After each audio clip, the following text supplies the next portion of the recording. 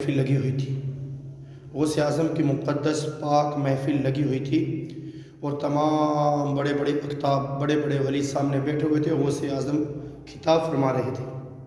اب جب غوث اعظم اپنا نورانی بہت ہی پیارا خطاب فرما رہے تھے تو اس وقت اللہ کے پیارے حبیب صلی اللہ تعالیٰ علیہ وسلم حضرت موسیٰ کلیم اللہ کے ساتھ اس نورانی محفل کے اندر داخل ہوتے ہیں اور آ کر بیٹھ جاتے ہیں، اور پیران پیر میران میر عبد القادر جیلانی بغدادی رحمۃ اللہ تعالیٰ علیہ کا نورانی مقدس بیان سننے لگتے ہیں۔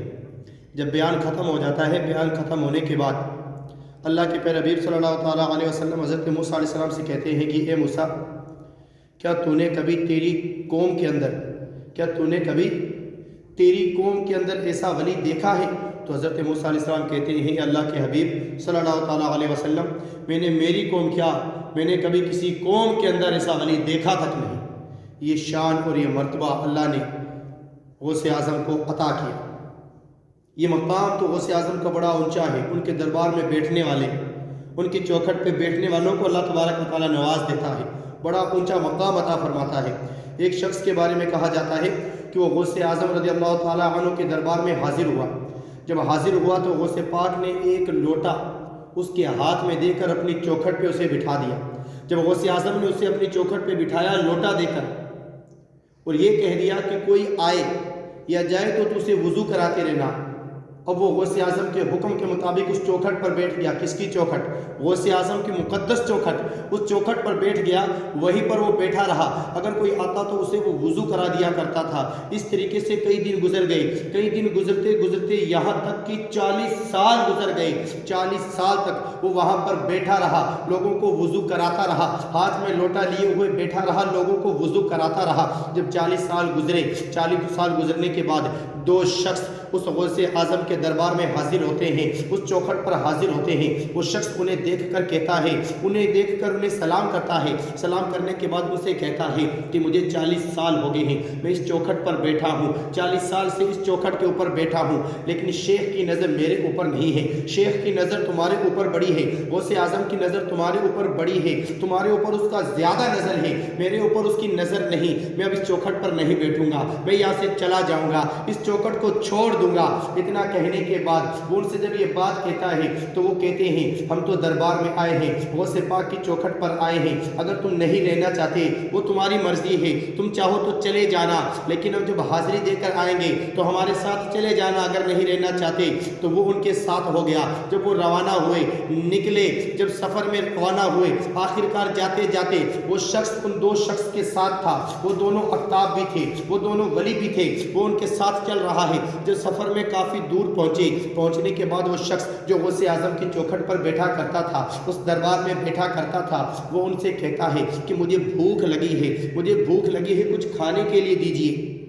اب وہ شخص کہنے لگے کہ ہمیں تو صرف شام کو کھانا ملتا ہے، اس سے پہلے ہمیں کھانا نہیں ملتا، اگر تمہیں کھانا چاہیے تو شام کو ہی کھانا ملے گا، ہمارے ساتھ رہنا ہے تو ایک وقت کا کھانا ملے گا، وہ بھی شام کا کھانا ملے گا۔ جب وہ غوث اعظم کی چوکھٹ پر بیٹھتا تھا، پتہ نہیں دن میں کتنی مرتبہ کھانا کھایا کرتا تھا، لیکن اب تو کھانے کے لالے پڑ گئے۔ تو اس نے کہا ٹھیک ہے، میں شام کو ہی کھانا کھا لوں گا۔ جب شام آئی، ان لوگوں نے نماز پڑھی، مصلی بچھایا، نماز پڑھنے کے بعد اللہ کی بارگاہ میں دعا کی۔ جیسے ہی دعا کی، غیب سے 3 دسترخوان کھانے کے حاضر ہو گئے۔ اب ان لوگوں نے کھانا کھایا۔ جب دوسرا دن آیا، وہ سفر کے لیے روانہ ہوئے۔ روانہ ہونے کے بعد وہ شخص پھر کہنے لگا، جو غوث اعظم کی چوکھٹ پر بیٹھا کرتا تھا، وہ کہنے لگا مجھے بھوک لگی ہے۔ ان دونوں شخص نے کہا، ان دونوں اقطاب نے کہا، ہم نے پہلے ہی کہا تھا کہ اگر ہمارے ساتھ رہنا ہے تو کھانا شام کو ہی ملے گا، اس سے پہلے کھانا نہیں ملے گا، ہمیں خود کو شام کو کھانا ملتا ہے۔ اتنا کہنے کے بعد جب شام آئی، نماز پڑھی، مصلی بچھایا، نماز پڑھنے کے بعد اب ان لوگوں نے اللہ کی بارگاہ میں دعا کی۔ پھر 3 کھانے کے دسترخوان غیب سے حاضر ہوئے۔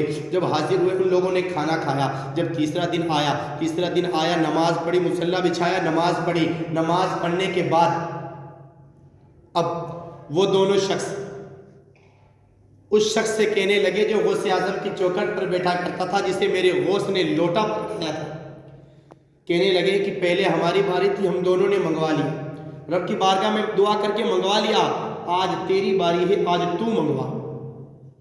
وہ کہنے لگا میں تو جاہل ہوں، میں تو ان پڑھ ہوں، مجھے تو کچھ آتا ہی نہیں، میں تو پڑھا لکھا نہیں، تم پڑھے لکھے ہو، تم دعا کرتے ہو رب کھانا دے دیتا ہے، رب غیب سے کھانا دے دیتا ہے، میں دعا کروں گا تو کہاں سے کھانا ملے گا، میں تو پڑھا لکھا ہی نہیں۔ ان دو شخص نے کہا اگر تم کھانا کھانا چاہتے ہو، تمہیں کھانا چاہیے تو دعا کرنی پڑے گی، ہم نے کیا ہمیں ملا، آج تم کرو۔ اس نے کہا ٹھیک ہے، مصلی بچھایا، نماز پڑھی، نماز پڑھنے کے بعد اللہ کی بارگاہ میں اس نے دعا کی، جیسے اس نے اللہ کی بارگاہ میں دعا کی تو اس بار ان کے لیے دو کھانے کے دسترخوان حاضر ہو گئے، یعنی ٹوٹل 6 کھانے کے دسترخوان حاضر ہو گئے، تینوں کے سامنے دو۔ وہ دونوں شخص حیران رہ گئے، وہ کہنے لگے تو کہتا تھا کہ میں تو پڑھا لکھا نہیں، مجھے کچھ آتا نہیں، میں کچھ جانتا نہیں، لیکن یہ کیسے ہوا کہ ہم اللہ کی بارگاہ میں دعا کرتے ہیں تو رب ایک کھانے کا دسترخوان دیتا ہے، جب تو دعا کرتا ہے تو رب دو کھانے کے دسترخوان حاضر کر دیتا ہے، معاملہ کیا ہے، چکر کیا ہے؟ اس نے کہا مجھے تو پتہ ہی نہیں، معاملہ کیا ہے، چکر کیا ہے، وجہ کیا ہے؟ میں نے دعا کی تو رب نے کھانا حاضر کر دیا۔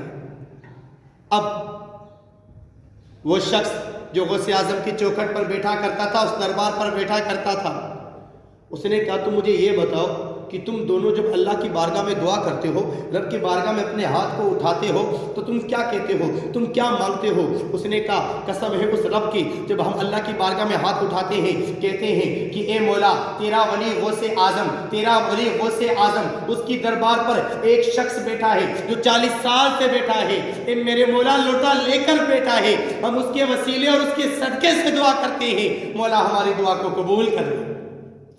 ہم اس کے صدقے اور وسیلے سے دعا کرتے ہیں تو اللہ ہماری دعا کو قبول کر لیتا ہے۔ اتنا سننا تھا کہ اس کی آنکھوں میں آنسو آ گئے، وہ رونے لگا اور کہنے لگا قسم ہے مجھے میرے اس رب کی جس کے صدقے سے، جس کے وسیلے سے تم دعا کرتے ہو، وہی لوٹنے والا شخص میں ہی ہوں۔ تو وہ دونوں شخص کہنے لگے ارے نادان، تو نے اس چوکھٹ کو کیوں چھوڑ دیا، اس دربار کو کیوں چھوڑ دیا؟ تو وہ غوث اعظم کا مرید جو چوکھٹ پر بیٹھا کرتا تھا وہ کہنے لگا مجھے کیا پتا تھا، ہاتھ میں لوٹا پکڑا کر اپنی چوکھٹ پر بٹھا کر اتنا نواز دیا کہ بڑے بڑے اقطاب، بڑے بڑے ولی میرے وسیلے سے دعا مانگے تو اللہ ان کی دعا کو قبول کر لیتا ہے۔